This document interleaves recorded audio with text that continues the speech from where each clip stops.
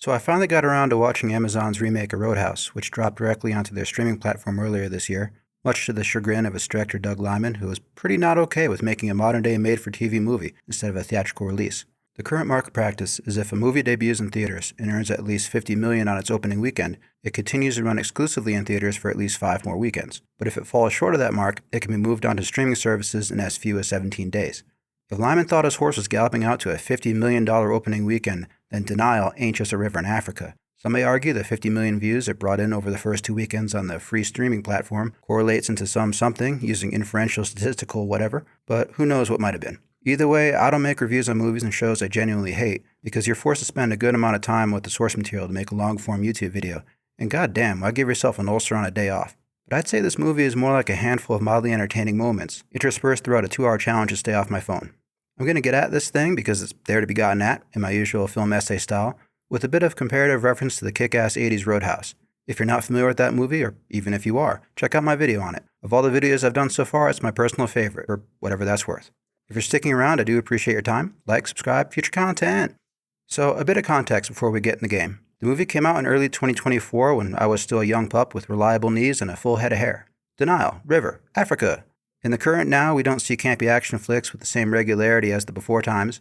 When classic Roadhouse released, viewers intuitively knew which world-building rules applied. 6 shooters can fire about 150 rounds without needing a reload. Head strikes that would cave in a skull cause a slight trickle of blood. Cheesy one-liners when kicking ass are unexplanatory when you gets wicked, but mandatory that you kick it. Stick around. Casual murder is fine if it's one of the bad guys getting got, and so on. In 2024, there tends to be a bit more expectation that character behaviors will be grounded in a degree of believability, or viewers will lose their suspension of disbelief and turn to the interweb to express polite and thoughtfully composed constructive criticisms. Amazon is also pretty enthusiastic about their diversity quotas and the rules that govern how historically disadvantaged groups are to be portrayed, which even if it doesn't limit storytelling, which is debatable, it can limit casting decisions, which in turn impact story execution. But those are the rules of the game at this moment in time, so we can either shrug at them or find a good book to read until the times change, I guess.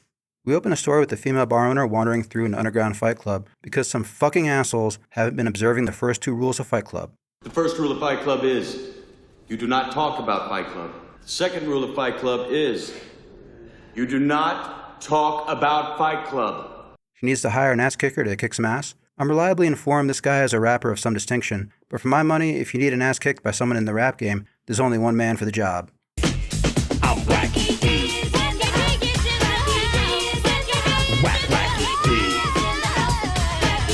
Recognize. The main protagonist is introduced as someone a bad motherfucker wants no part of, which is a concise way to establish he's formidable in combat and possesses a reputation that's fairly widespread. Nice job showing rather than telling. Classic House had to tell audiences Dalton Diggity is a famous badass with a monologue. New House is showing the audience Dalton Doobity is the same without any forced dialogue, so that's an encouraging start. Our guy no-sells a stab wound to either the descending colon or left kidney, which seems like a reference to Classic House, since Dalton Diggity no-sold 2 different knife wounds, as opposed to set up and payoff later. You're bleeding, man. I ain't got time to bleed. We then shift the setting to the Florida Keys. Classic House went with a hillbilly town in Missouri, whereas New House is going with beachfront property in a state known for its Florida man web searches. If making forced diversity seem less forced was part of the rationale for the setting change, I can't argue with that. Racial diversity in South Florida fits. Racial diversity in the rural Midwest, right up there with racial diversity in Middle Earth. We have another Classic House reference with the name of a restaurant being the same as the original bars. So, okay, the film has opened up with a bit of goodwill with these little nods and Easter eggs. It doesn't feel like they're making fun of the source material, which is something, I guess. A pair of ancillary characters we'll expect some function from later make their appearance. They co-own the only bookstore in the United States that Amazon hasn't put out of business. Bit of irony there. God forbid the father owns a business and his daughter is just his daughter, rather than a co-owner. The cleanest dive bar in Florida is presented as the Roadhouse, and Dalton Doobity politely slaps up on some cartoonishly non-threatening barroom bullies. He then drives them all to the hospital. Wait, what? This mind-numbing absurdity allows them to introduce the female lead, an ED triagist who is bitch-moaning that patients have arrived at the hospital, same as they do every night of the week. Pleasure to make your acquaintance, Dr. Work Ethic. Don't we all love the coworkers that sit around complaining about things that are 100% part of their job description, but still make them indignant? We return to the bar for a joke about its name. It's giving a mild nudge to the ribs to Classic House, who inexplicably made the word Roadhouse into 2 words. All in good fun, but I find Doobity's reaction to the joke to be the same as my response to all the punchlines this movie rolls out. Get it? Still unresolved. We have some flashback work establishing that our guy was a UFC fighter, which is an excellent rationale for why people would know him, as well as why he's so formidable in hand-to-hand combat. Some time is invested in building up a connection with the teenager who co-owns the bookstore, which doesn't really take. She also makes a point to remind the audience that modern women fear no man. The big bad is introduced as a prissy white male being shaved with a straight razor on the high seas, a first impression which makes the character seem more buffoonish than badass. His driving motive is semi-clarified. He needs the owner of the bar to sell him the property so he can build some touristy shit. Okay, you'll make more money drug running in the Keys, but if that's what you want to do and legal consequences aren't a consideration, you could burn the bar to the ground, or murder the current owner and negotiate with their next of kin, or pay off a politician to rezone the area and seize the land using an eminent domain scheme, or just build a better bar directly next door since you already own the surrounding property, and after the bank forecloses, buy it that way. But instead of doing any of these things, he's sending goons to the bar to act up in the hope that causing enough petty destruction of property will lead to a downturn in profits, forcing a sale. Even though these bar fights have been a nightly occurrence for a meaningful period of time, and people still pack the joint to listen to crappy music and drink stadium-priced Bud Lights. Bud Light sent me possibly the best gift ever, a can with my face on it. In classic house, Dalton Diggity helped turn around the fortunes of the Double Deuce by having the staff shift their approach from confrontation of belligerent patrons to de-escalation tactics and the use of overwhelming force when things needed to get physical. Dalton Doobity doesn't really need to help the bar turn around its fortunes because they seem to be doing fine, but he trains up the staff by giving a bouncer some vague instruction on how to deal with an assailant wielding a knife. When he takes it out, you just take a big step back and pop him in the face. I've seen advice like this before. It's okay, come on!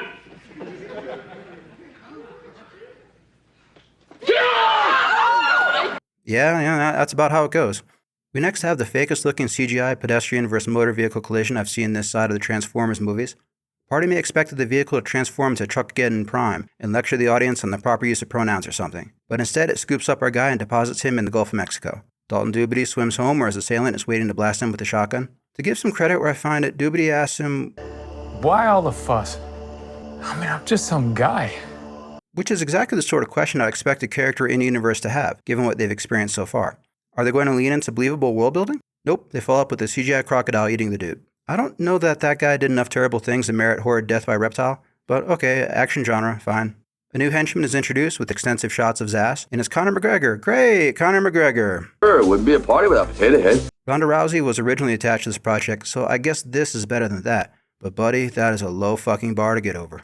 He's been hired by the big bad's incarcerated father, so I think he's meant to be like Javier Bardem's character in No Country for Old Men, in that he's more of a force of nature that's been unleashed than a member of the effeminate prospective land developers, and is therefore a danger to both good guys and bad. But it's so poorly written, who knows? Doobity and Dr. Work Ethic have a 2024 date in which the modern man acts like a languid pussy and the modern woman initiates all the intimacy, so we know it's permissible without vocal consent or co-signed written authorization. Conor McDouchebag reinforces that he can act, and in a moment of zeitgeist, the big bad expresses everything I feel about the movie. It's a joy to be comprehended. Police are then brought into the mix as an extension of the effeminate prospective land developers, which means the movie is spending time concerning themselves with answering questions of believability, like why aren't the cops stopping the villains, that a movie committed to being this mindless doesn't need to concern itself with anymore. Dalton Doobity's backstory of killing another UFC fighter is revealed to parallel Dalton Diggity's backstory of killing a dude with a throat rip. Our hero decides to peace out in this bullshit because it's heavier than what he thought he was getting into. Classic House had the character start to leave, but then the murder of his best friend inspired him to stay. And kill.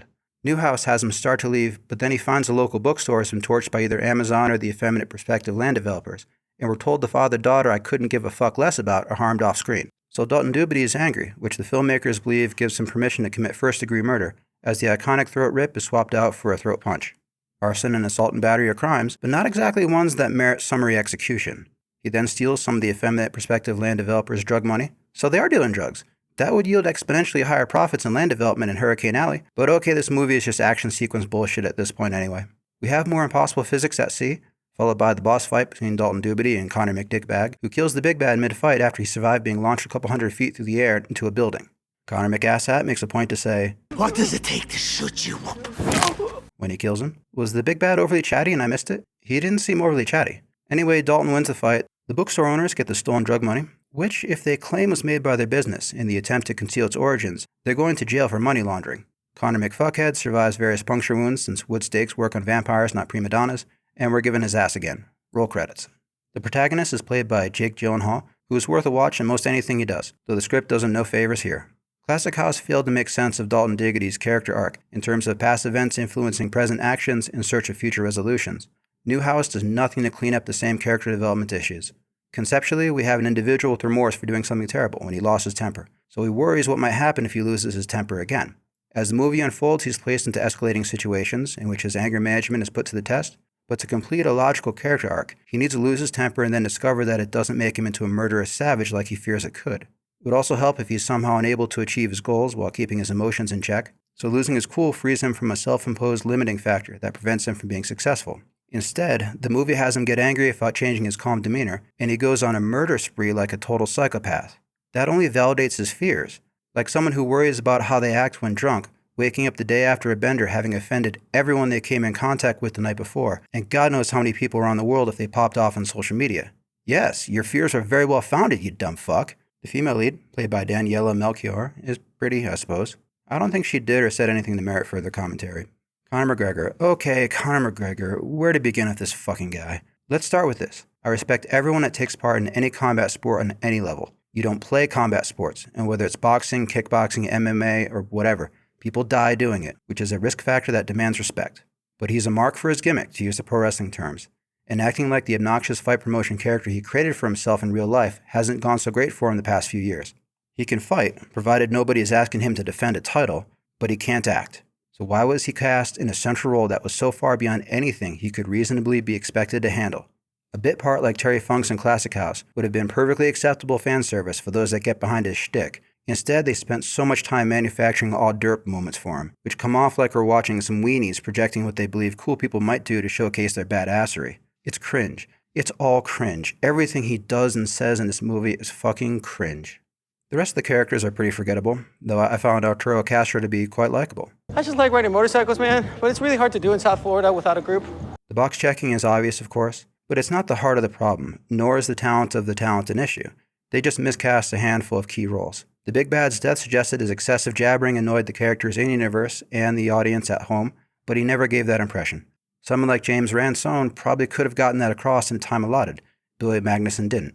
The kid at the bookstore had to create a deeply sympathetic connection with the audience for her off-screen assault to have an impact, but she isn't charismatic at all. Someone like Margaret Qualley probably could have gotten that across in the time allotted. Hannah Lanier didn't. For world building, I was expecting a movie released in 2024 to be grounded in a bit more believability than what we got here, but that's on me.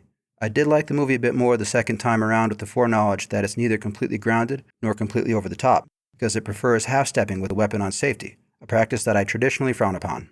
You never completely forget you're watching actors and extras play make-believe or find yourself immersed in the world on screen like you do with a well-made movie. The CGI and cinematography, which never stops moving around during the action sequences, also make the violence look like it doesn't hurt anyone. Everything feels about as gritty and threatening as a Pirates of the Caribbean movie.